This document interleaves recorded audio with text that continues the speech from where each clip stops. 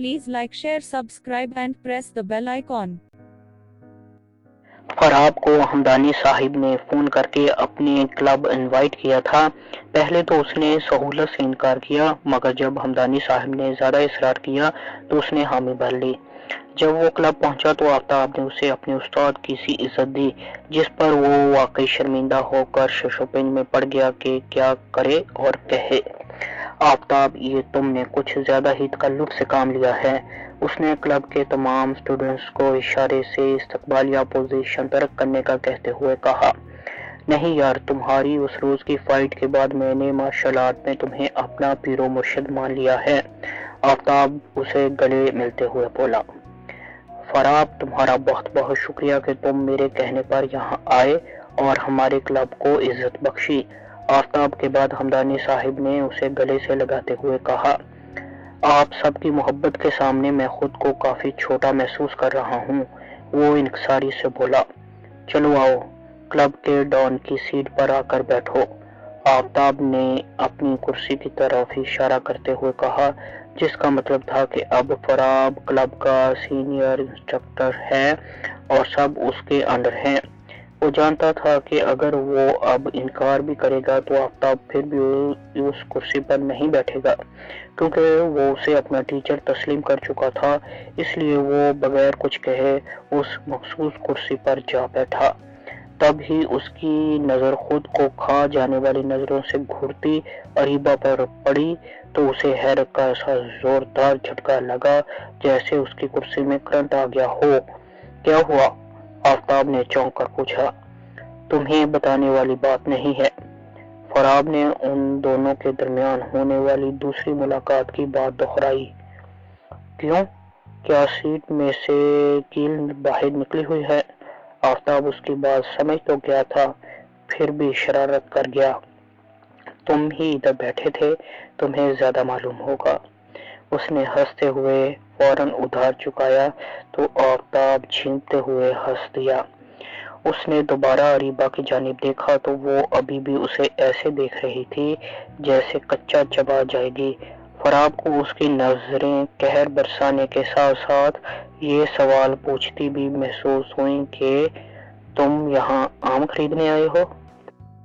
फराब की इस कदर ज्यादा हैरत का सबब अरीबा की यहाँ मौजूदगी नहीं बल्कि उसका कराटे यूनिफॉर्म में मलबूस होना था। कुछ ही देर में फाइट्स का दोबारा आगाज किया गया। अरीबा से पहले टेस्ट देने वाले दोनों लड़के अपने टेस्ट में नाकाम रहे। फिर उसकी बारी आई तो उसने जो किया वो फराब समेत सबके लिए इंतहाई हैरानकुन था। उसने अपनी आंखों से सिर्फ 2 ही आंसुओं को गिरने दिया था, बाकी नमी को प्यासे सहरा की मानिंद अपने अंदर कहीं जज़ब कर गई थी। तंजीला की यहाँ मौजूदगी और उसका फराब से दुश्मनी मोल लेने के नुकसानात पर बोर, तवील, फजूल और कई बार सुना हुआ लेक्चर दोबारा ना सुनने की आरज़ू ने भी उसे खुद को संभालने में काफी मदद दी थी। वो अपनी जगह वापस आकर आफ्ताब के लिए बिछी कुर्सी पर फराब के बैठने तक तमाम कार्रवाई बगौर देखती रही। उसकी नजरों में फराब के लिए आग और खून की आमेज़श थी। वो जान गई थी कि उसका दुश्मन भी उसे यहाँ देखकर हैरान हुआ है, जिसका मतलब था कि वो जानबूझकर उसके पीछे नहीं आया। बहरहाल जो कुछ भी था वो तकदीर से शाकी थी कि उसे अपने दुश्मन उसकी नजर में के आगे सर क्यों झुकाना पड़ा। फिर फाइट्स का आगाज हुआ तो उसके बाद फाइट के लिए जाने वाली 2 लड़कियां थीं जो आपस में बातें कर रही थीं। उनकी बातों से उसके जहन में अचानक एक झमाका हुआ और उसके लबों पर मुस्कुराहट खेलने लगी। एक लड़की ने दूसरी से अपनी इस ख्वाहिश का इजहार किया था कि वो फाइट टेस्ट के 3rd लॉ को इस्तेमाल करते हुए आने वाले इस हैंडसम सर से फाइट करेगी। दूसरी लड़की ने उसे खबरदार किया कि इस तरह वो नाकाम हो जाएगी तो पहली लड़की ने मुस्कुराते हुए कहा, जीतने का शौक भी किसे है, हमें तो बस इस हैंडसम को छूने की चाह है। اس کو یاد آیا کہ سر ضیاء نے اپنے لیکچر میں بتایا تھا کہ آپ لوگوں کے پاس 3 چوائسز ہیں۔ نمبر 1، اپنے جونیئر 8 اسٹوڈنٹس پر اٹیک کیے بغیر فائٹ، اور اس کے بعد 3 سینئرز کا مقابلہ۔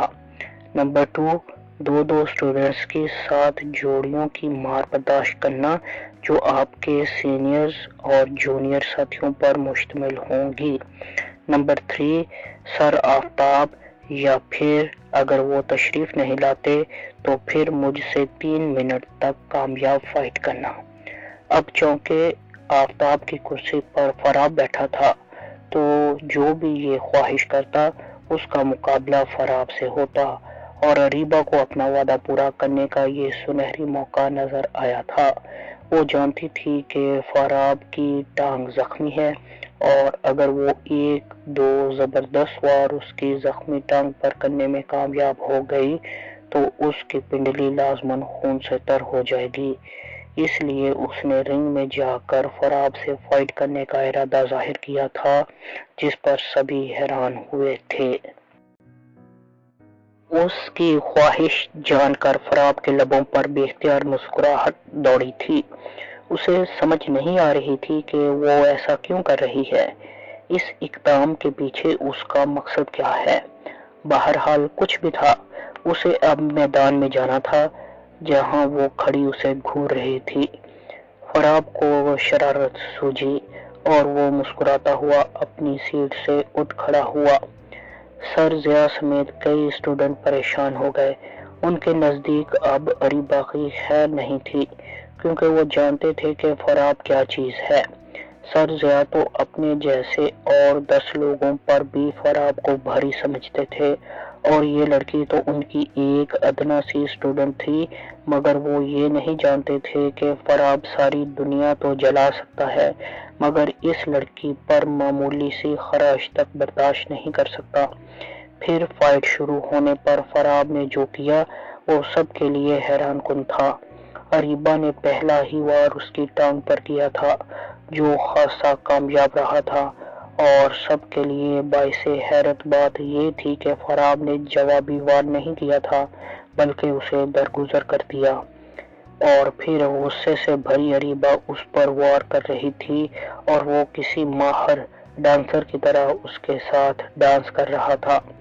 دیکھنے والوں کو حقیقت میں ایسا لگ رہا تھا کہ وہ ایک منجھا ہوا فائٹر نہیں بلکہ ڈانسر ہے جو ایک ڈانس سے انجان لڑکی کو ٹریننگ کروا رہا ہے، اور وہ لڑکی ڈانس کرتے کرتے پھسل کر کبھی اس کی باہوں میں گر رہی ہے، کبھی سینے سے لگ رہی ہے، کبھی فراب کا مضبوط بازو اس کی کمر کے گرد حائل ہو جاتا ہے اور وہ لڑکی تڑپ کر رہ جاتی ہے، کبھی اس کا چہرہ لڑکی کے چہرے کے اتنا قریب ہو جاتا ہے کہ وہ بیچاری اس کی آنکھوں میں دیکھتے ہوئے اس کی سانسوں کی تپش محسوس کر کے اپنا آپ بھولنے لگتی ہے۔ 3 منٹ فائٹ کا یہ دورانیہ اریبہ کو 3 صدیوں پر محیط لگنے لگا تھا۔ وہ غصے سے بے حال تھی مگر بے بس تھی۔ بالآخر فائٹ اختتام پذیر ہوئی تو اسے اپنے جسم کا کوئی ایسا حصہ نظر نہیں آ رہا تھا جہاں فراب کا لمس محسوس ہونے کے ساتھ ساتھ غضب کا دھواں اور بھاپ نہ نکل رہی ہو۔ سب اسے ٹیسٹ فائٹ میں کامیابی پر مبارک دے رہے تھے مگر اس کا بس نہیں چل رہا تھا کہ وہ سامنے کھڑے شخص کے ساتھ کیا کر ڈالے جو لبوں پر شرارتی مسکراہٹ لیے کھڑا تھا۔ وہ اپنا وعدہ پورا کر چکی تھی۔ فراب کی پنڈلی سے خون نکل کر اس کی جینز کو بھگو رہا تھا، اور اگر اس کے ساتھ کچھ دیر پہلے والا ڈرامہ نہ ہوا ہوتا تو اس وقت وہ بے انتہا خوش ہوتی، مگر اب اس کے اندر غیظ و غضب کی بھڑکتی آگ کے آگے سب کچھ ماند پڑ گیا تھا۔ واہ ڈانسنگ ڈال، مجھے تو معلوم ہی نہ تھا تم اتنا اچھا ڈانس کر لیتی ہو۔ گاڑی کلب سے باہر نکلی تو تنزیلہ نے ہنستے ہوئے کہا، تم خاموش بیٹھی رہو۔ وہ سانپ کی طرح پھنکاری، کیوں خاموش بیٹھی رہوں؟ سچ پوچھو تو مجھے تم سے حسد محسوس ہو رہا ہے۔ واہ کیا لک ہے تمہاری یار، میں نے کہا نا خاموش رہو، وہ بگڑی۔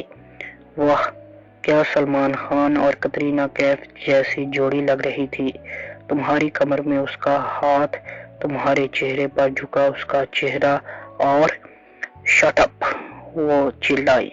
یو شٹ اپ، تنزیلہ اس سے بھی بلند آواز میں چلائی۔ اس کو حیرت کا شوق لگا اور ساتھ ہی اسٹیئرنگ پر ہاتھ ڈگمگائے۔ گاڑی حادثے سے بال بال بچی۔ تنزیلہ نے پہلی بار اس سے اس لہجے میں بات کی تھی۔ کچھ دیر خاموش رہی اور پھر تنزیلہ معذرت خواہ لہجے میں گویا ہوئی، ایبی آئی ایم سوری۔ وہ خاموش رہی۔ ایبی، کہا نا آئی ایم سوری، کوئی بات تو کرو پلیز۔ وہ گڑبڑائی۔